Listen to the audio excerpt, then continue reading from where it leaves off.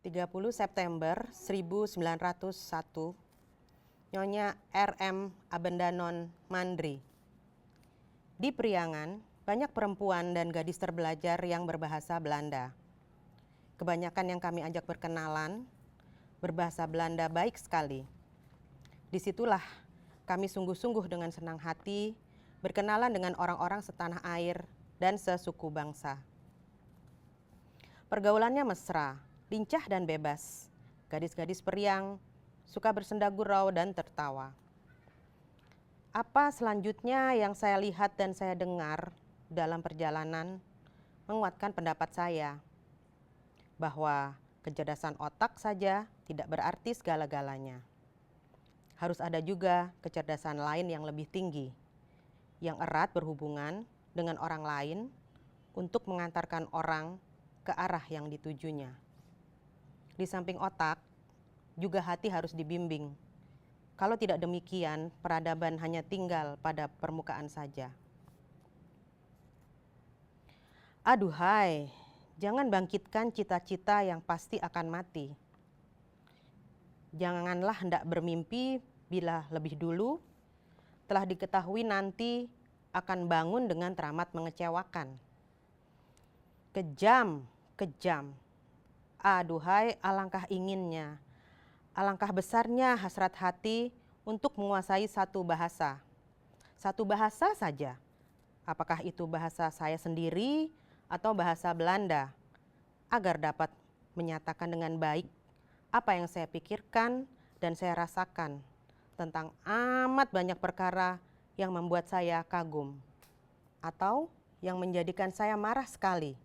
Misalnya tentang suatu hal yang terkutuk, yang dimuliakan dan dianut bangsa saya, yang kebenarannya diakui oleh kaum laki-laki, karena mereka hanya memikirkan kepentingan diri sendiri. Juga diakui oleh kaum perempuan, karena mereka tidak berdaya, karena mereka tidak berpengetahuan. Dalam batin saya, ada suatu perasaan yang tajam dan bengis mengenai cita-cita.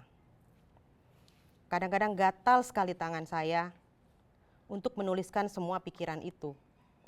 Bukan hanya untuk saya atau untuk orang-orang yang dekat dengan saya, melainkan juga untuk menampar orang-orang lain. Tetapi, apakah gunanya itu? Orang akan mengangkat bahu tentang hal itu. Orang lain akan menertawakannya dan kebanyakan sama sekali tidak memperdulikannya. Bahasa yang kacau dari orang sinting atau gila. Bahwa saya kurang menguasai bahasa untuk saya gunakan sekehendak hati saya rasa itu lebih baik bagi saya. Siapa tahu apa yang sebenarnya baik akan menjadi suatu kejahatan apabila ditulis oleh pena yang tidak bijaksana, tidak berpengetahuan, dan penaik darah. Dan lagi, penguasaan bahasa pada saat ini bagi saya tidak banyak gunanya, karena saya tidak boleh berpikir keras. Setelah semuanya yang serba mengecewakan itu, tibalah sekarang penyegaran. Yang pasti menyenangkan juga bagi Nyonya. Belum lama berselang, Tuan dan Nyonya Quartero dengan seorang kontelir lain datang ke rumah kami. Tuan-tuan yang hadir mempercakapkan seorang bupati, kenalan baik kontelir yang saya kenal itu.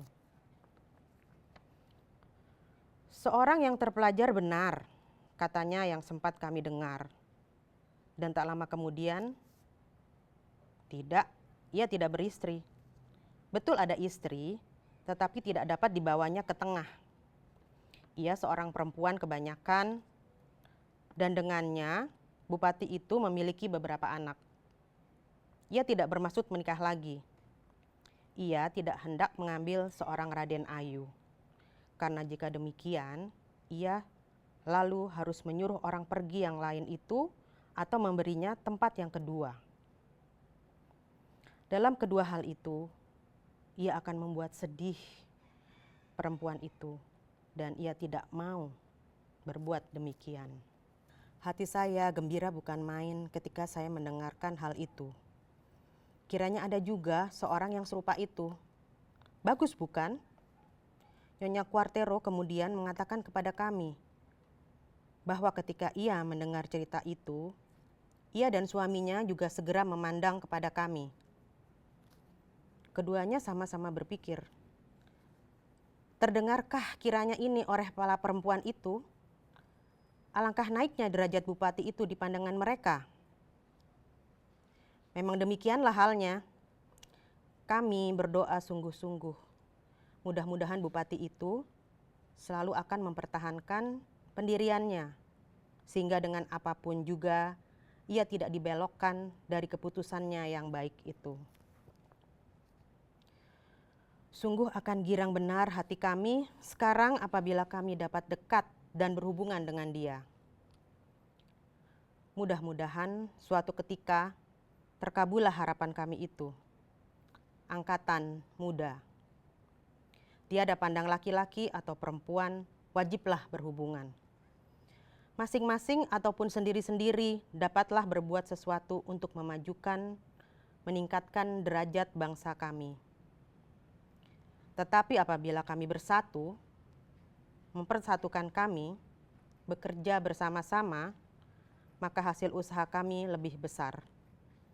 Bersatu kita kukuh dan berkuasa.